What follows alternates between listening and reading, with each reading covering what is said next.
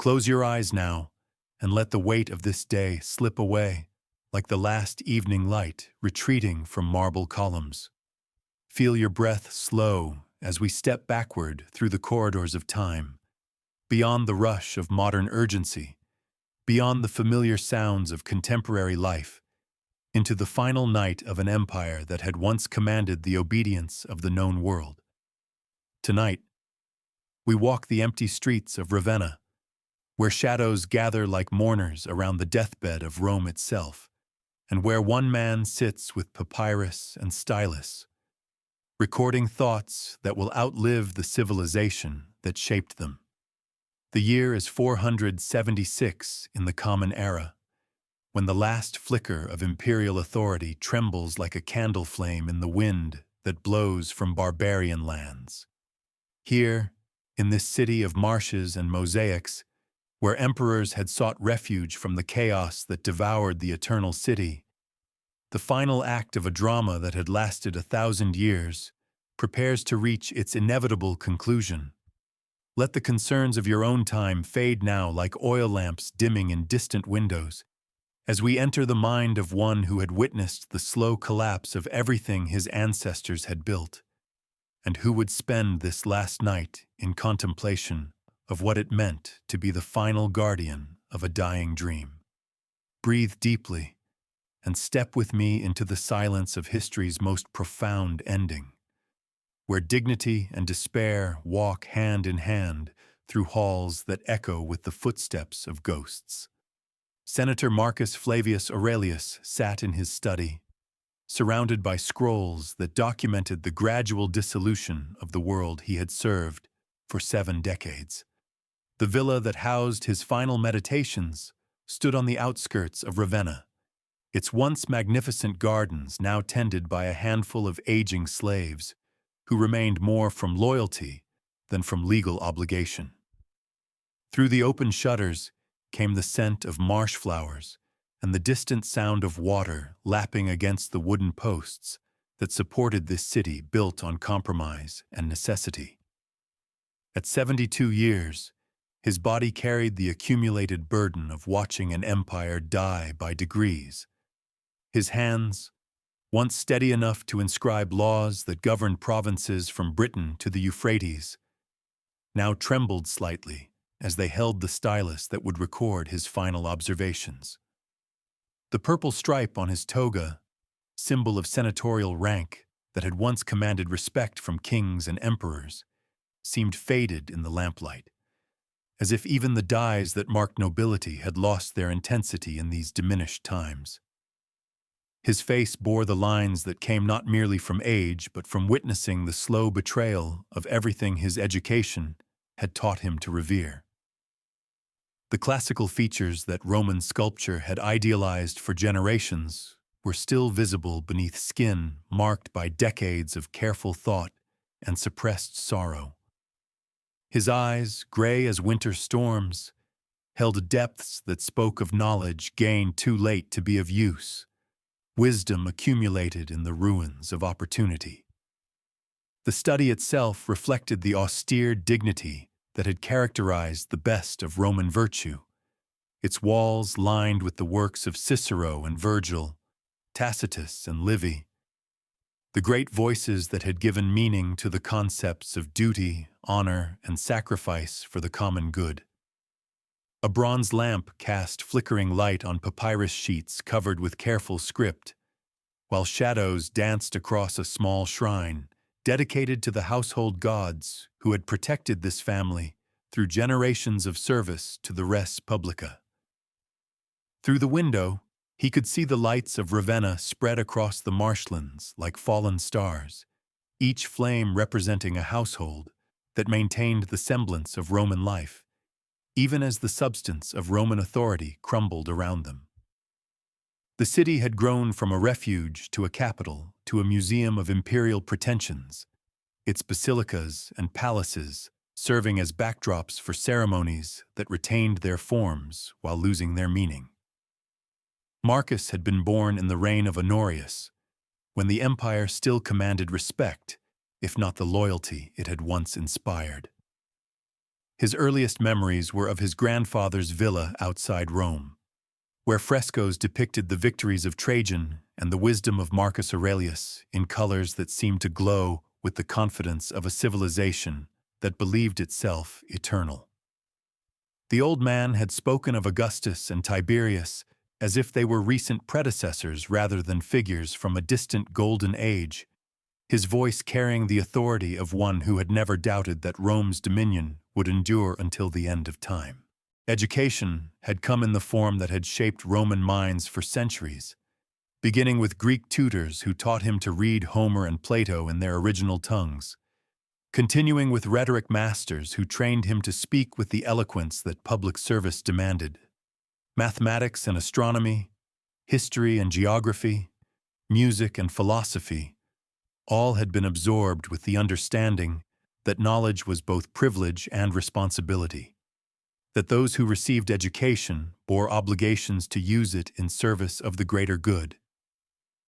The law had called to him as it had called to generations of his family, promising opportunities to shape the world according to principles of justice and reason that Rome had refined across centuries of experience with governance.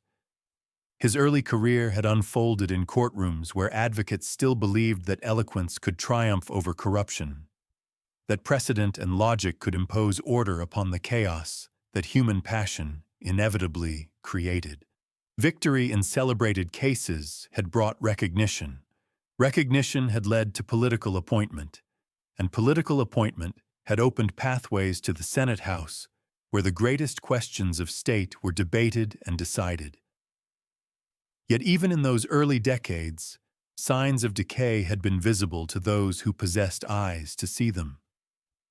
The barbarian federates who served in Roman armies spoke Latin with accents that grated on ears trained to appreciate the music of classical pronunciation. German chieftains wore Roman titles and bore Roman honors while maintaining loyalties that no oath could truly transfer from tribal bonds to imperial service. The gold that flowed from tax collection increasingly found its way into private treasuries rather than public works, while roads crumbled and aqueducts fell into disrepair for lack of funds that corrupt officials had diverted to their own purposes. The villa where Marcus now spent his final hours reflected these broader patterns of decline in its own microcosm of faded grandeur. Rooms that had once hosted elaborate dinner parties where poetry was recited and philosophy discussed, now stood empty except for furniture covered in dust-gathering cloths. The atrium where clients had once gathered each morning to seek favors and advice echoed with silence broken only by the footsteps of servants whose numbers had dwindled with each passing year.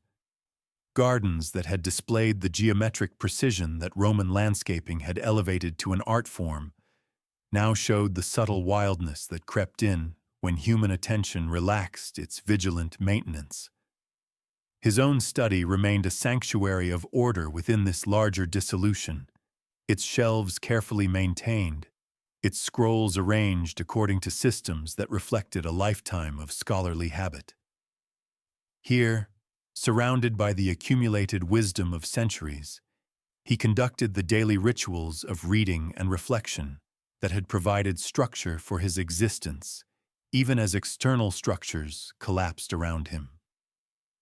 The works of Seneca offered guidance for accepting circumstances beyond personal control, while Tacitus provided examples of how history should be recorded when contemporary events proved too painful for immediate comprehension.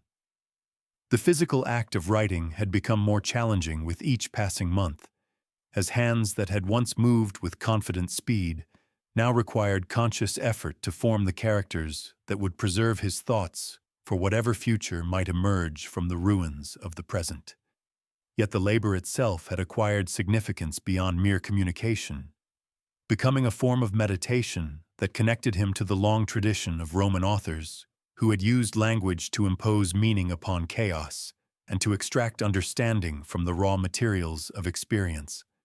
Outside his windows, the city of Ravenna settled into its nightly rhythms with the subdued activity that marked a capital without an empire to administer. The imperial palace, visible in the distance as a collection of lighted windows against the darkness, housed young Romulus Augustulus, the boy emperor whose very name seemed to mock the pretensions of authority he nominally embodied. That a child should bear the names of Rome's founder and its greatest emperor struck Marcus as either divine irony or simple cruelty, evidence that fate possessed a sense of humor too dark for mortal comprehension. The palace guards who protected this last emperor were Germanic mercenaries whose loyalty depended upon regular payment in gold that imperial treasuries could no longer reliably provide. Their commander, Odoacer, maintained the forms of respect for Roman authority while exercising the substance of power according to his own judgment and the needs of his own followers. The arrangement satisfied everyone's immediate requirements while acknowledging the reality that political control had passed to those who commanded actual military force, rather than those who claimed legal authority. In the harbor, ships arrived with decreasing frequency, their holds carrying goods from provinces that increasingly governed themselves according to local needs rather than imperial directives. Britain had been abandoned decades earlier, its legions recalled to defend more vital frontiers. Gaul was divided among barbarian kingdoms, whose rulers wore Roman titles while ruling according to Germanic customs. Spain had fallen to Visigothic control, while North Africa served Vandal masters who used Roman administrative systems to extract wealth for their own purposes rather than imperial coffers. The Senate House, where Marcus had spent so many hours in debate and deliberation, now stood largely empty, its chambers echoing with memories of voices that had once shaped policy for 3 continents. The few senators who still maintained residences in Ravenna gathered occasionally to discuss matters that affected their immediate interests, but the grand questions of imperial strategy and moral purpose had long since passed beyond their competence or concern. They resembled actors continuing to perform their parts after the audience had departed and the theater had begun to crumble around them. Walking through the streets during his daily constitutional had become an exercise in melancholy archaeology, as Marcus observed the gradual abandonment of structures that had once embodied Roman confidence and permanence. Villas stood empty behind walls where weeds pushed through cracks in mortared stone, their gardens returning to wilderness while their owners sought security in distant properties or foreign courts. Public buildings showed signs of deferred maintenance that accumulated into visible decay, their marble facades stained and cracked, their bronze fittings green with corrosion. The forums where citizens had once gathered to conduct business and exchange news now hosted markets that felt more like temporary encampments than permanent institutions. Vendors displayed goods of decreasing quality and variety, while customers conducted transactions with the wariness of those who understood that today's bargain might be tomorrow's impossibility. The currency itself had lost much of its value and most of its credibility, forcing many exchanges to rely upon barter arrangements that seemed to belong to a more primitive era than one that had produced the legal and administrative sophistication that Rome had once represented. Churches had proliferated throughout the city as Christianity established itself as the dominant spiritual force in this transformed world, their bishops wielding influence that often exceeded that of traditional civil authorities. These new centers of power embodied different values and served different purposes than the temples they had replaced. Their emphasis on salvation and eternal life offering consolation for earthly disappointments that Stoic philosophy could not adequately address. Marcus found himself drawn to their ceremonies despite his classical education, recognizing in their promise of divine justice an answer to questions that human reason had proven incapable of resolving. The transformation of religious practice reflected larger changes in the character of civilization itself, as the confident rationalism that had produced Roman law and engineering gave way to approaches that emphasized mystery and faith over logic and evidence. The barbarian kingdoms that were inheriting imperial territories brought their own spiritual traditions, which blended with Christian teaching and classical philosophy to create synthetic cultures that retained fragments of Roman achievement, while developing in directions that Roman minds could barely comprehend. Marcus had witnessed this cultural transformation through its various stages, watching as Latin evolved into dialects that preserved the vocabulary of empire while adapting to the needs of post-imperial communities. The schools where rhetoric and philosophy had once been taught with the precision that befitted essential skills now struggled to find students who saw practical value in classical education. Young men who might once have sought careers in imperial service now looked to barbarian courts or ecclesiastical hierarchies for opportunities to exercise their talents and ambitions. His own family had experienced these changes as personal tragedies that mirrored the broader dissolution of the world they had served. Sons who should have inherited senatorial rank found themselves negotiating with Gothic chieftains for positions that offered security at the cost of abandoning traditions that had defined their identity for generations. Daughters married barbarian nobles who valued Roman connections while remaining essentially foreign in their customs and loyalties.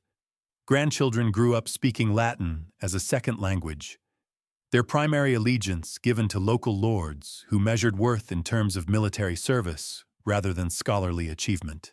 The transformation of religious practice reflected larger changes in the character of civilization itself, as the confident rationalism that had produced Roman law and engineering gave way to approaches that emphasized mystery and faith over logic and evidence.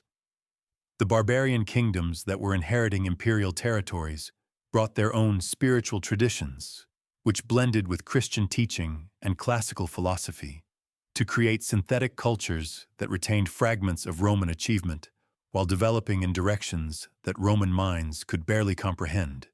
Marcus had witnessed this cultural transformation through its various stages, watching as Latin evolved into dialects that preserved the vocabulary of empire while adapting to the needs of post-imperial communities.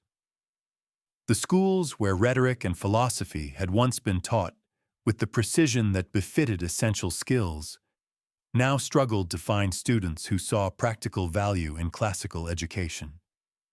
Young men who might once have sought careers in imperial service now looked to barbarian courts or ecclesiastical hierarchies for opportunities to exercise their talents and ambitions.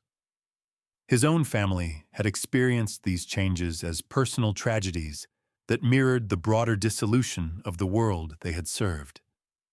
Sons who should have inherited senatorial rank found themselves negotiating with Gothic chieftains for positions that offered security at the cost of abandoning traditions that had defined their identity for generations. Daughters married barbarian nobles who valued Roman connections while remaining essentially foreign in their customs and loyalties. Grandchildren grew up speaking Latin as a second language, their primary allegiance given to local lords who measured worth in terms of military service rather than scholarly achievement. The relief that accompanied his sorrow emerged from depths of understanding that only a lifetime of service could provide. Recognition that institutions created by human ambition must eventually yield to the same mortality that claimed their creators. Marcus had learned to see in the empire's dissolution not merely failure, but completion, the natural conclusion of a cycle that had begun with Augustus and would end with this child emperor, whose very existence seemed to acknowledge that the forms of power had become separated from its substance. Rising slowly from his chair, joints protesting with the stiffness that accumulated during long hours of contemplation, he made his way to the window where moonlight transformed the marsh-bound city into something resembling the silver-etched illustrations that adorned the most precious manuscripts in his collection. Ravenna at night possessed a beauty that daylight could not achieve, its imperfections softened by darkness, while its remaining grandeur caught and reflected celestial illumination with the dignity that adversity sometimes bestowed upon those who faced it with courage. The air that entered through the open shutters carried the mingled scents of water and stone, of burning olive oil and the faint sweetness that rose from gardens where Roman flowers struggled to maintain their civilized arrangements against the persistent encroachment of marsh vegetation.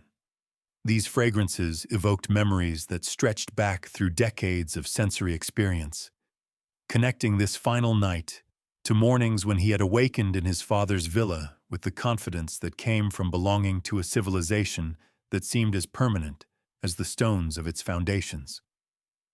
His father, Gaius Flavius Maximus, had embodied the classical virtues with an ease that suggested they were natural rather than cultivated, his bearing reflecting the assumption that honor and duty required no justification beyond their own inherent worth.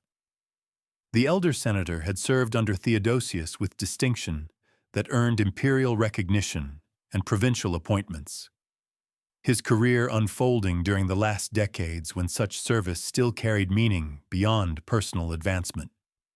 Marcus could still recall the sound of his father's voice as he read from Virgil during evening meals, the cadences of Latin verse resonating through dining halls where Greek statuary stood in niches illuminated by bronze lamps, whose flames seemed to dance in harmony with the poetry they illuminated. Those childhood evenings had been schools of civilization in which the essential elements of Roman identity were transmitted not through formal instruction, but through the accumulated atmosphere of households that had internalized the values they represented. The conversations that flowed around dinner tables, where philosophers and administrators, poets and soldiers gathered to share their observations, created an intellectual environment that shaped young minds through exposure rather than explicit teaching. Marcus had absorbed the principles of public service and private virtue through observation of adults who practiced them as naturally as they breathed. The villa of his youth had been located on the Appian Way, within sight of aqueducts whose engineering precision had supplied Rome with water that flowed with the abundance that divine favor seemed to provide for the chosen people of the gods.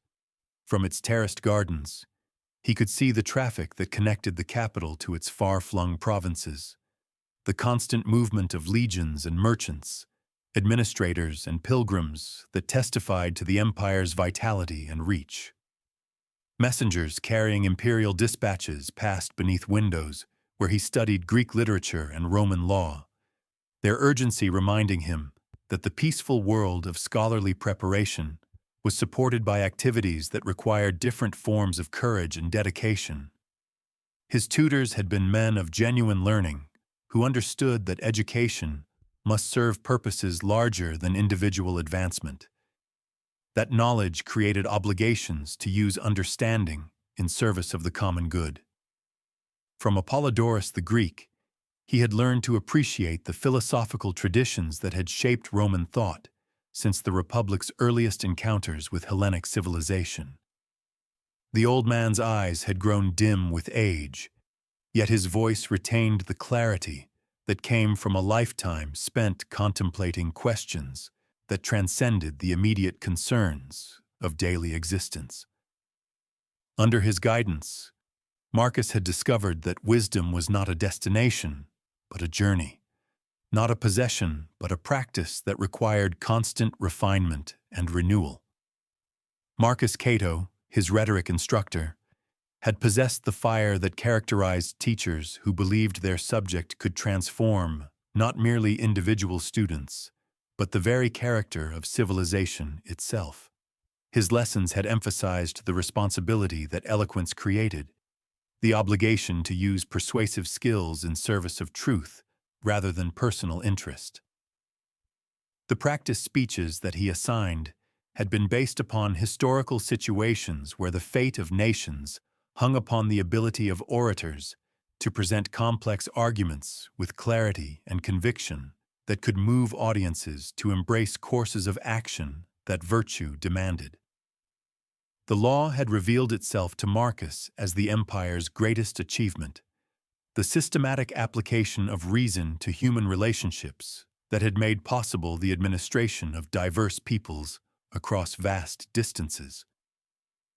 His early studies had focused upon the 12 tables and their evolution into the sophisticated legal framework that governed everything from commercial transactions to criminal proceedings, from family relationships to international treaties.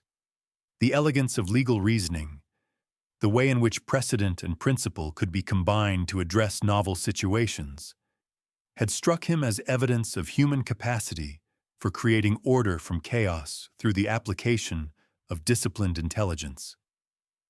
His first case had been argued in a provincial courthouse, where morning light streamed through windows that looked out upon olive groves, whose silver-green leaves rustled with sounds that seemed to echo the whispered conversations of spectators waiting to see whether justice would emerge from the clash of competing arguments. The opposing advocate had been an older man whose reputation for thorough preparation and rhetorical skill had intimidated younger lawyers who lacked confidence in their mastery of precedent and procedure. Yet Marcus had discovered that preparation combined with genuine conviction could overcome experience when the facts clearly supported the position that equity demanded. Victory in that first case had brought recognition that led to opportunities for advancement through the cursus honorum, the sequence of offices that prepared ambitious young men for the responsibilities of leadership in an empire that required both administrative competence and moral authority from those who governed in its name.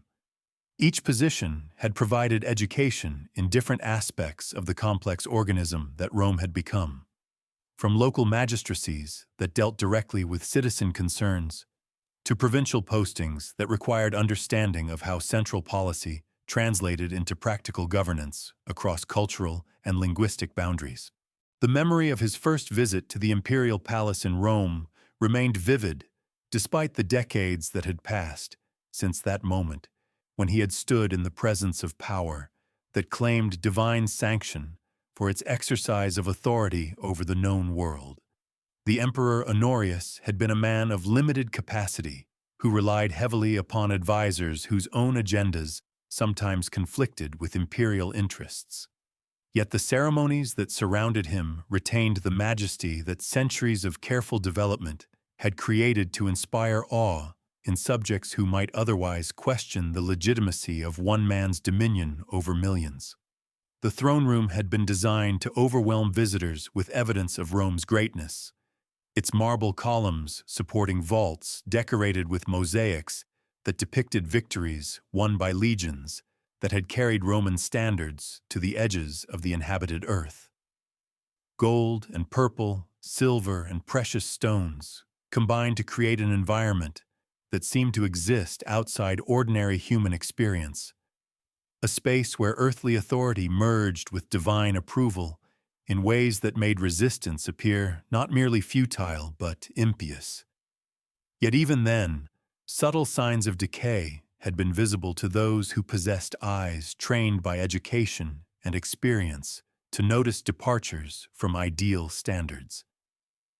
The Germanic guards who protected the emperor spoke Latin with accents that betrayed their foreign origins, while their equipment showed influences from barbarian smiths who had modified Roman designs according to their own traditions and preferences. The courtiers who surrounded the throne included increasing numbers of men whose loyalty had been purchased rather than inherited, whose commitment to imperial service was tempered by calculations of personal advantage that previous generations would have considered beneath the dignity of their station. The slow erosion of traditional values had been most visible in the way that public discourse had changed during the decades of Marcus's active career, as speakers increasingly appealed to immediate interests rather than enduring principles in their attempts to persuade audiences to support particular policies or candidates. The rhetorical training that had once emphasized the responsibility to seek truth and serve justice had been replaced by techniques designed to achieve victory regardless of the merits of the position being advocated. Young men who should have been learning to use eloquence in service of wisdom instead acquired skills that transformed language into a weapon that could be employed to advance private ambition at the expense of public welfare. The corruption that infected public discourse had spread through all the institutions that had once made Roman governance superior to the alternatives that barbarian societies could provide. Judicial decisions increasingly reflected the wealth and connections of litigants rather than the merits of their legal positions, while administrative appointments went to those who could pay for them rather than those whose competence qualified them to serve effectively. Military commands were distributed according to political considerations that took little account of strategic requirements, leading to defeats that undermined imperial prestige while strengthening barbarian confidence in their ability to challenge Roman authority.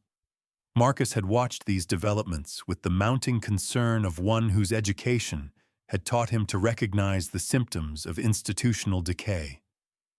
Yet his attempts to address them through traditional channels had met with responses that ranged from indifference to hostility.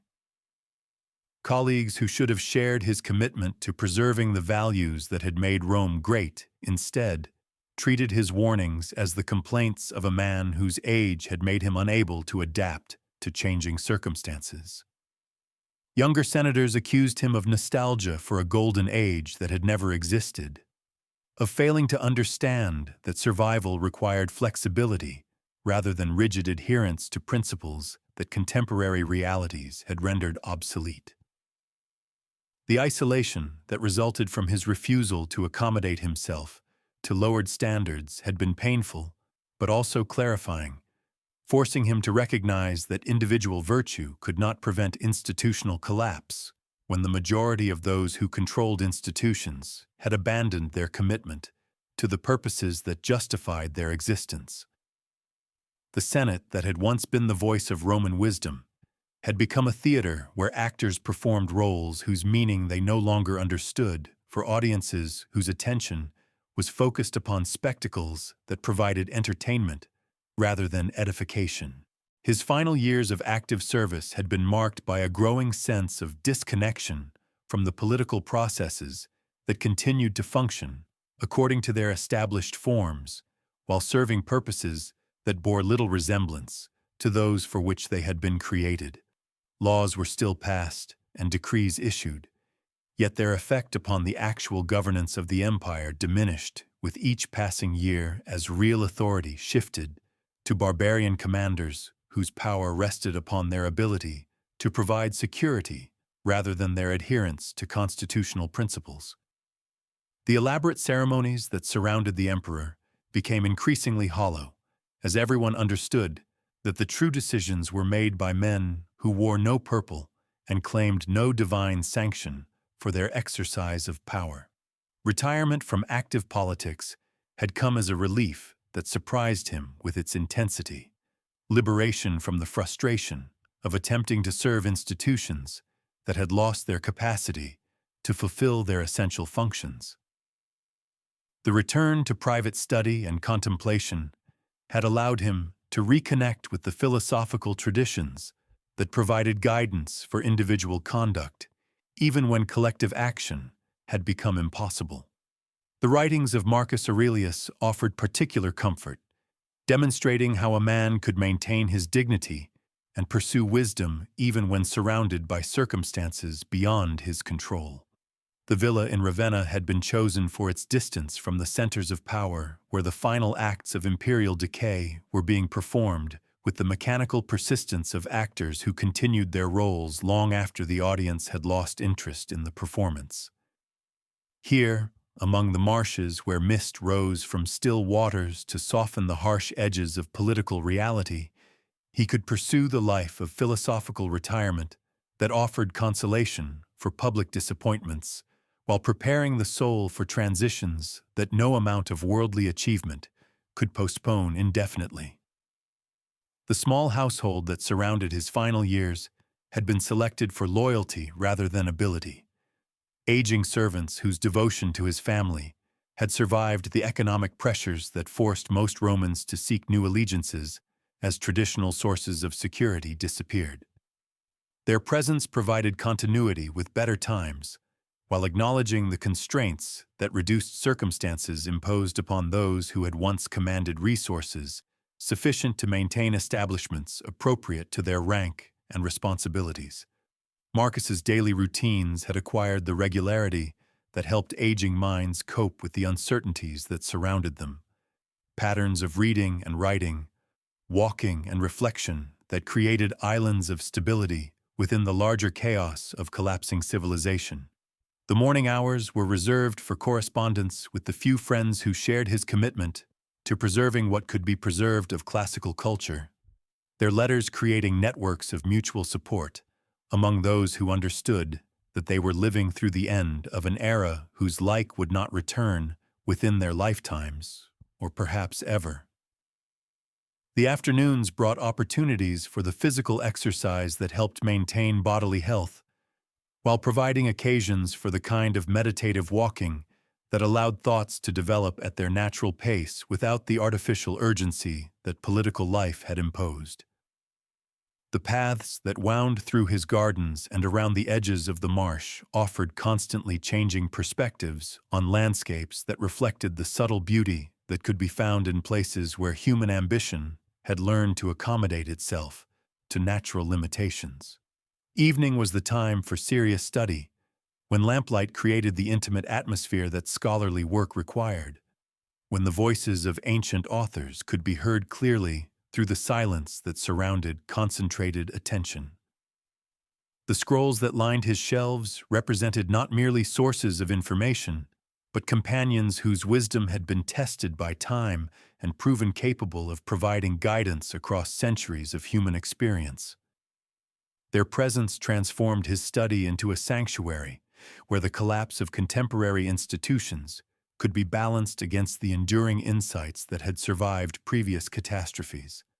As midnight approached and the city around him settled into the deep quiet that preceded dawn, Marcus found himself preparing for what he sensed would be his final session of sustained reflection before events moved beyond the realm of contemplation into the sphere of irreversible action.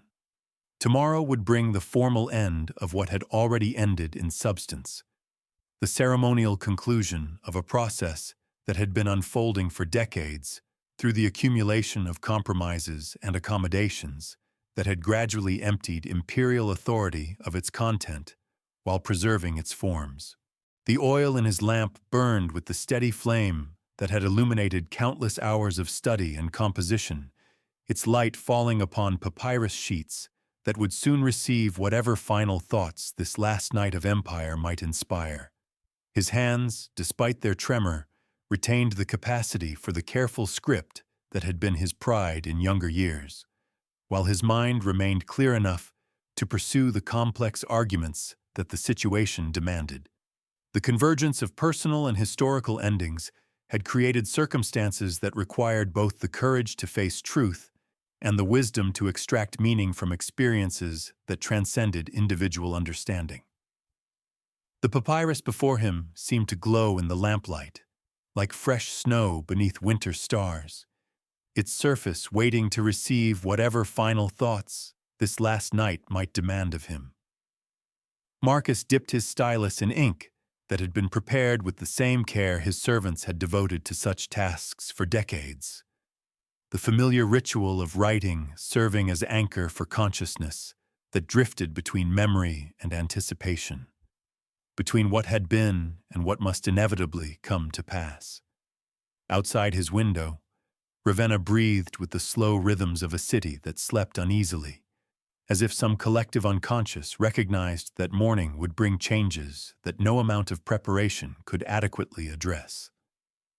The marshes that surrounded the capital reflected starlight in patterns that shifted with each gentle movement of water, creating an ever-changing manuscript written in silver ink upon dark surfaces that would be erased and rewritten with each passing hour.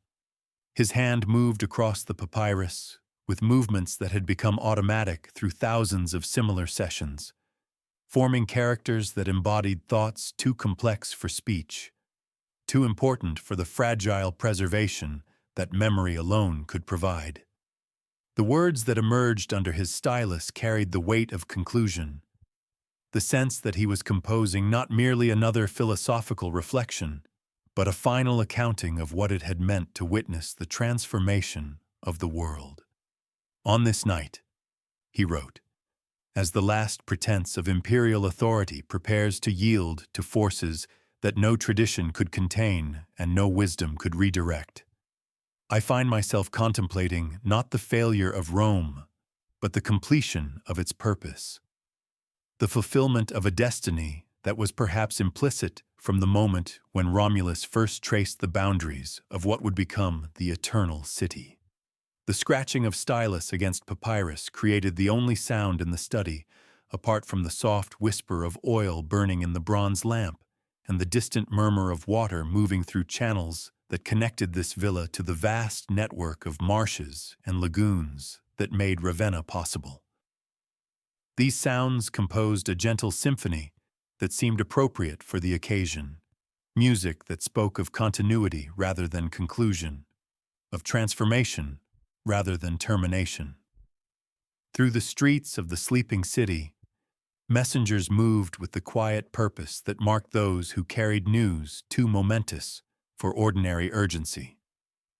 Their footsteps echoed against stone walls with a rhythm that suggested approaching resolution, the final acts of a drama that had been building toward its climax for generations. In the imperial palace, lights burned in windows where decisions were being made by men whose power came not from constitutional authority, but from their ability to command the loyalty of soldiers who served for gold rather than glory. Marcus had heard the rumors that circulated through circles where such information traveled despite official secrecy, whispers that spoke of agreements reached and ceremonies planned, of insignia that would be surrendered and titles that would be assumed by those who had already exercised their substance for years. Odoacer, the Germanic chieftain whose name was spoken with the respect that effective power commanded, had apparently grown tired of maintaining the fiction that he served an emperor whose authority existed only in the elaborate rituals that surrounded a boy too young to understand the significance of the role he had inherited. Young Romulus Augustulus, the last to bear the title that Augustus had created and that hundreds had worn with varying degrees of distinction, slept in chambers where purple hangings and golden ornaments still proclaimed imperial dignity, while guards who owed him no personal loyalty maintained order according to arrangements that served interests beyond his comprehension. The irony that the final emperor should bear the names of Rome's legendary founder and its greatest ruler seemed to Marcus like evidence of divine humor too subtle for human interpretation, a cosmic joke that only eternity could fully appreciate. The knowledge that tomorrow would witness the formal end of the Western Empire brought neither shock nor grief, only the quiet satisfaction that came from having lived long enough to see patterns complete themselves according to logic that individual will could neither accelerate nor prevent. The empire that had begun with the vision of universal order had gradually transformed itself into something that could no longer serve that vision, its institutions becoming obstacles to the very purposes they had been created to achieve.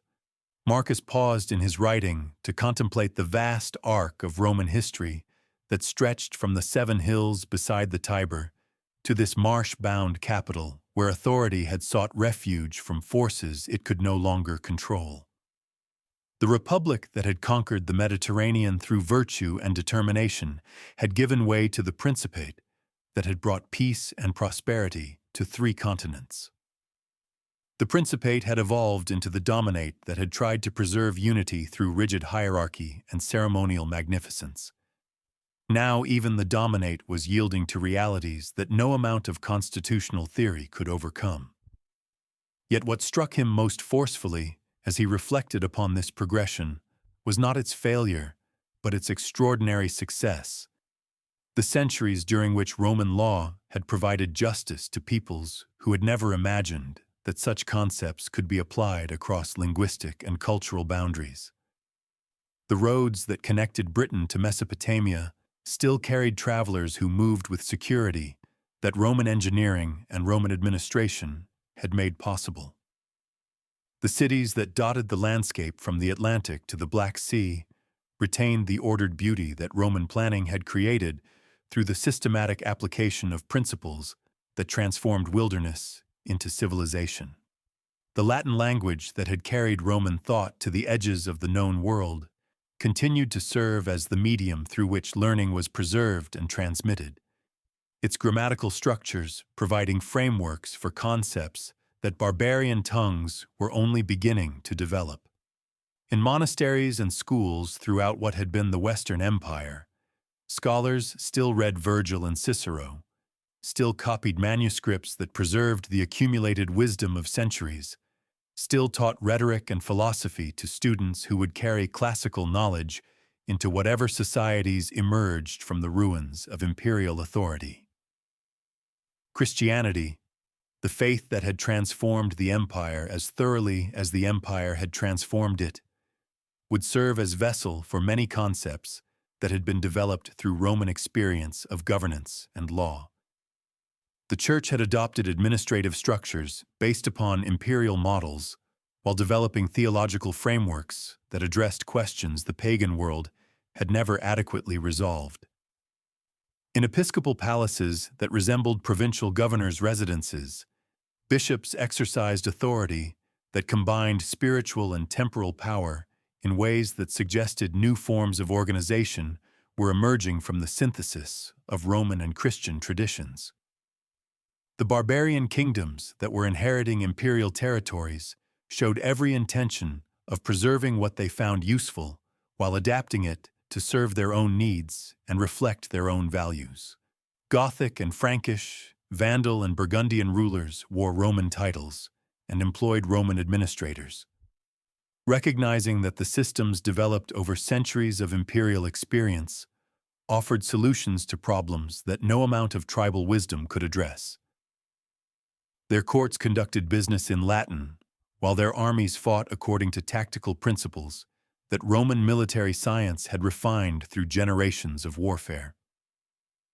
Marcus dipped his stylus again and continued his final reflection, his thoughts flowing onto papyrus with the steady rhythm of water finding its level. The empire dies as all human institutions must die, yet what it represented transcends the particular forms through which that representation was expressed. The vision of universal order under law, of diverse peoples united by common commitment to justice and prosperity, of human reason applied to the challenges of governance. These concepts will survive in whatever societies inherit the world that Rome created. The lamp flame flickered slightly as a breath of air entered through the window, carrying scents of marsh flowers and distant sea salt that had become as familiar as the smell of papyrus and ink that defined his study. These fragrances evoked memories that stretched back through all the years of his residence in this place of exile that had become his final refuge, years during which he had learned to find meaning in small beauties that grand purposes no longer provided. His villa had become a miniature museum of classical culture, its rooms preserving artifacts and ideas that might otherwise be lost in the general transformation of civilized life. The scrolls that lined his shelves represented not merely personal collection, but conscious attempt at preservation. Selection of works whose value transcended immediate utility to embody principles that future generations might need to rediscover. His daily practice of copying texts had been motivated by recognition that institutional preservation could no longer be relied upon to maintain cultural continuity across the disruptions that political collapse inevitably created. The letters he had exchanged with friends throughout the former empire had revealed similar efforts being undertaken in monasteries and private libraries, wherever individuals possessed both the knowledge to recognize what deserved preservation and the resources necessary to undertake the labor that such preservation required. These scattered centers of learning might serve as seeds from which new growth could emerge when circumstances permitted the resumption of intellectual development that current chaos had temporarily interrupted. His own students, those young men who had sought his guidance during the years when such education still seemed relevant to practical success, had dispersed to various destinations as career opportunities shifted from imperial service to other forms of advancement. Some had joined barbarian courts, where classical training provided advantages in dealing with populations that remained essentially Roman in their expectations and assumptions. Others had sought positions within the church, where rhetoric and philosophy retained their traditional importance for those who would preach and teach. A few had retreated to private life where they pursued scholarly interests without regard for their practical application. The memory of these students brought both satisfaction and melancholy, recognition that his efforts at transmission had achieved partial success, while acknowledging that the world they would inhabit bore little resemblance to the one for which their education had prepared them. Yet perhaps this discontinuity was itself part of the natural order, evidence that each generation must discover its own ways of applying eternal principles to contemporary circumstances, rather than simply repeating solutions that had served previous challenges. Marcus felt his body settling more deeply into the chair where he had spent countless hours in study and composition, his aging frame accepting the support that wooden surfaces provided while his mind continued its final explorations of questions that would outlive any particular attempt to answer them. The tremor in his hands had steadied as concentration deepened, allowing him to form characters with the clarity that important thoughts deserved, while the clarity of his thinking seemed to increase rather than diminish as physical energy ebbed toward its natural conclusion. The words that emerged under his stylus now carried the authority of final statement, conclusions drawn from decades of observation and reflection that would not be subject to revision or reconsideration.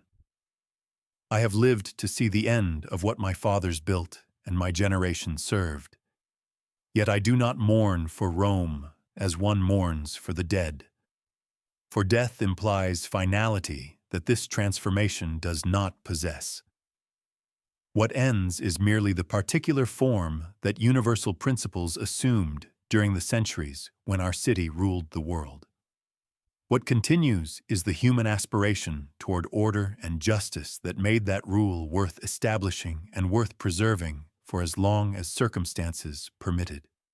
Through the window, he could see that the eastern sky was beginning to show the first faint suggestion of dawn, not yet light, but a lessening of darkness that announced the approach of day.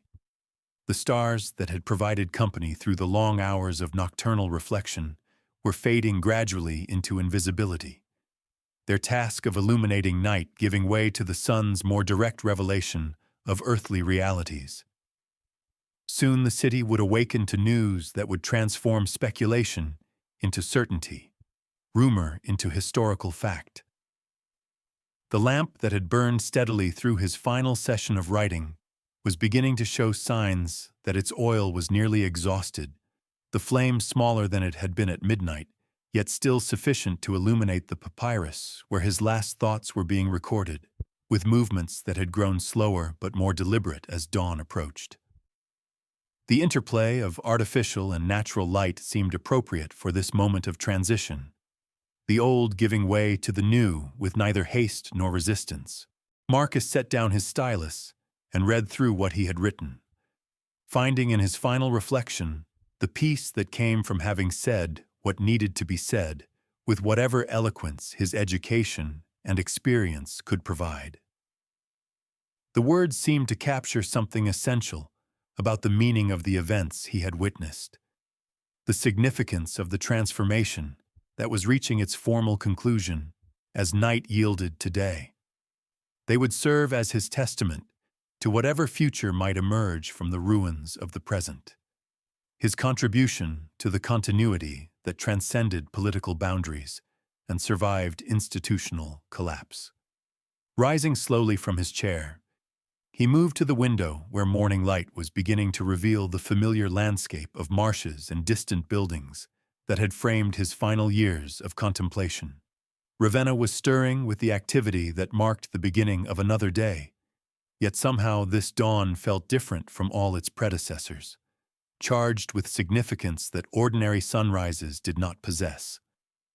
Somewhere in the imperial palace, ceremonies were beginning that would formally acknowledge what reality had already accomplished: the transfer of authority from those who claimed it by right to those who exercised it by force. The air that entered through the open shutters carried the freshness that dawn brought to all places where water and earth met in combinations that created their own microclimate. He breathed deeply of this marsh-scented atmosphere that had sustained him through years of retirement and reflection, feeling grateful for the peace that this place had provided when more celebrated locations could no longer offer sanctuary from the pressures of collapsing civilization. Marcus made his way slowly to his bed, where linen sheets waited to provide whatever rest his aging body might still require. The papyrus sheets covered with his final thoughts lay on the desk, where morning light would soon reveal them clearly to whoever might discover them, while his mind settled into the quietude that came from having completed the tasks that duty demanded. He had served as witness to the end of one world and perhaps the beginning of another, recording his observations with whatever skill centuries of Roman education had provided. As he lay down and closed his eyes, the sounds of awakening Ravenna drifted through his window like music composed for the occasion, the gentle symphony of human activity beginning another day that would bring changes beyond any individual's power to control or predict. The empire that had shaped his understanding of civilization was ending, yet the principles it had embodied would continue their existence in whatever forms proved capable of preserving and transmitting them across the discontinuities that marked transitions between historical epochs. Sleep came to Marcus Flavius Aurelius as gently as dawn came to the marshes around Ravenna, consciousness fading into the peace that awaited those who had lived long enough to witness the completion of great cycles and wise enough to find meaning in their participation in patterns larger than personal ambition could encompass. The last Roman senator closed his eyes upon a world transformed, his final thoughts dwelling not upon what was ending, but upon what would endure. Not upon failure, but upon the eternal human aspiration toward order and justice that no political collapse could permanently destroy. Somewhere in the palace, a boy emperor was beginning the day that would see him surrender insignia he had never truly possessed to men whose power rested upon foundations more solid than constitutional theory. Yet in the villa where an old man had spent his final night recording final thoughts, the spirit that had made Rome worthy of remembrance continued its patient work of preserving what deserved preservation while accepting what time and change demanded be released. The sun rose upon the marshes of Ravenna as it had risen upon 7 hills beside the Tiber, bearing witness to transformation that was completion rather than catastrophe, fulfillment rather than failure. In the growing light, the words on Marcus's desk caught and held the illumination that revealed their meaning to whatever eyes might discover them, while their author rested in the profound quiet that came from having said farewell to one world while maintaining faith in whatever forms the next world might assume. The empire was ending, but something of its essence would continue in the very capacity to recognize significance in its passing, to find meaning in the midst of change, to maintain dignity while witnessing the transformation of everything that had once seemed permanent and unchangeable.